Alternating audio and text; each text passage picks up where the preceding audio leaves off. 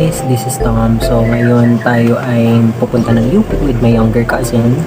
And ako ay magla-light foundation lang saglit. So parang get ready with me na rin to. And gusto lang kasi namin talaga magpahangin. Gusto lang namin palabas kahit konti. So by the way guys, for those who are judging me bakit konti lang lalagay ko ng foundation, it's because light ano lang talaga, light kinamerot lang, light lang naman lalagay natin. So wala ako guys makeup sponge whatsoever. I just apply it like how I apply skincare products sa mukha ko. So using foundation is just my way of looking presentable pag ilalabas. So ganyan lang talaga siya guys. I just rub it all over my face. Okay, balance lang natin ng konti. Sobrahan yung isang side. Okay, balance natin siya dito. Balance out here. So, ayan guys. Thank you so much din pala for, you know, supporting my videos. I mean, hindi ko ina-expect na aabot ng 40 plus views yung aking vlog number 1. Hindi rin namin ina-expect ng older cousin ko na aabot ng 250 plus views yung aming drop dead montage video. Kasi random idea lang talaga yun na want namin gumawa ng ganun video kasi we really love Olivia Rodrigo. So yan, sobrang puti natin guys.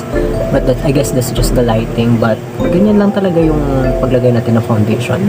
So yan guys, magpapabango na tayo. But then again, thank you so much guys for all of your support. No, and I really hope sunod-sunod na to because our subscriber count is also rising as well. So thank you so much guys and papabango na tayo. So guys, no, ito yung ating pabango. Hiramin ko lang muna Ate Trisha. So this perfume is inspired by the YSL Libre na perfume. So yan. So this is how we spray, no. Ganito lang, around the neck lang ako guys.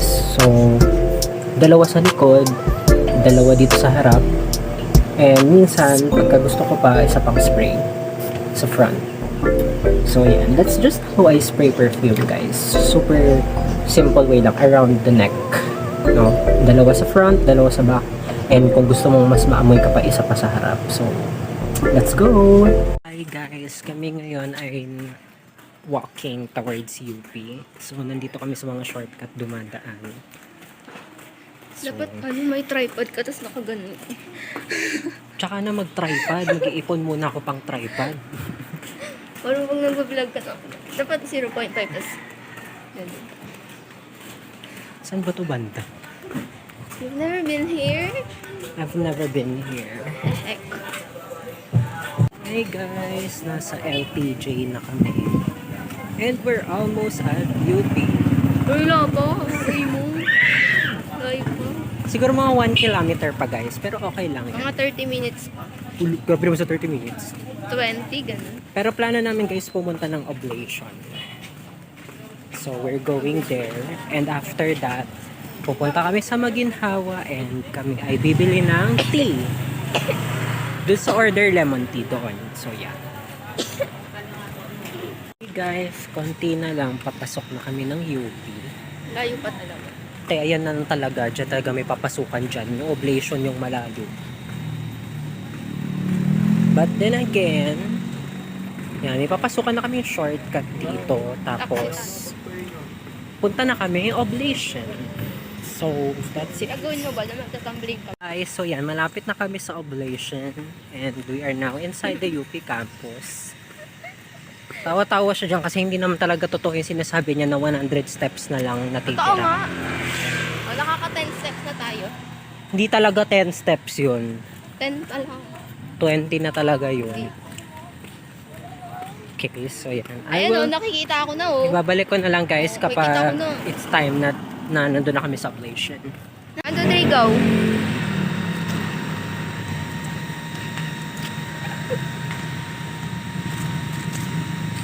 Wow, backyard yarn? Backyard mo yan? Ito talaga yung backyard. Wow. So here is the guys, one part ng UP. I don't know. Anong part ba to? I don't know. The entrance? This is near the oblation, guys. So, yan. Papunta na kami ng oblation. Okay? So, tara na, punta tayong oblation. Okay, Kasi let's ang go. init. So, yan, guys. We're so very near Bakit obligation. hindi ka tuloy. mag-video tapos? Oblation. So, ayan. Manifesting na UP is gonna be my school. I want to... 100 steps, right? I want to study here for college. Although okay rin naman ang PUP though, mas bet ko lang taga UP. So Tsaka yan. malapit lang dito. Yeah, sobrang lapit lang kasi ng UP from our house kumpara sa PUP. So yeah, mas bet ko sana dito. So UP, Buchanan, pagbigyan mo ako dito sa inyo guys. Please. So ayan na guys ang oblation, yung statue. So apparently hindi pala tayo oblation tawag dito but the statue. So alright guys, so pabalik na kami kasi sobrang init, hindi namin carry. Tignan mo naman yung view. Guys, so look at the view pero sobrang init, tutok na tutok yung araw. It's sobrang init para kaming iniihaw dito.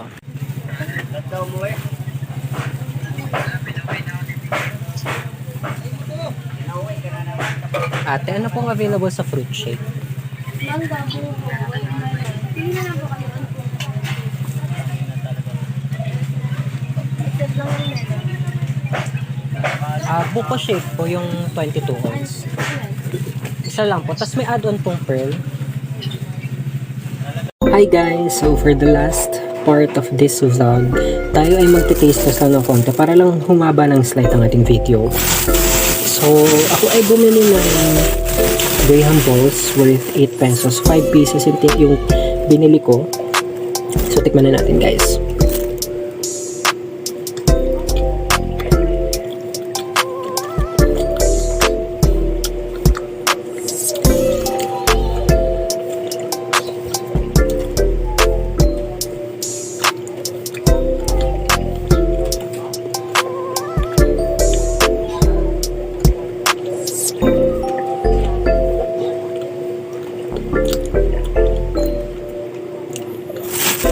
It's okay guys, soft siya and malamang, pero may iba kasing mga Graham balls na hindi masyadong soft, so it's soft and goods. I rate it in 8 out of 10. Tapos ito naman guys, bumili na ako ng 4 na pan de regla kasi sa bakery na pinagbibilan ko, dun talaga yung masarap, iconic yung pan de regla. Tapos bihira siya, hindi siya lagi binibenta, so uy, mainit-init pa. Tikman na natin. Syempre, 10 out of 10 na agad to.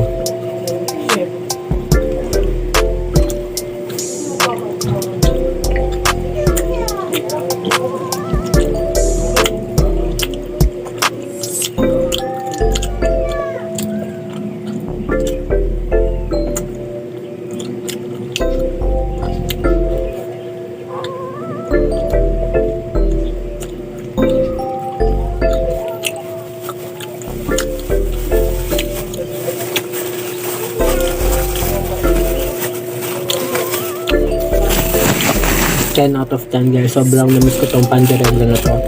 Siguro 1.5 month ko siyang hindi nakain. So sobrang namiss ko talaga siya. And lastly, itong fresh buko shake na nabili ko. So medyo nakulangan ako sa ice, but masarap siya. Nagpa-add on pa ako ng pearl kanina.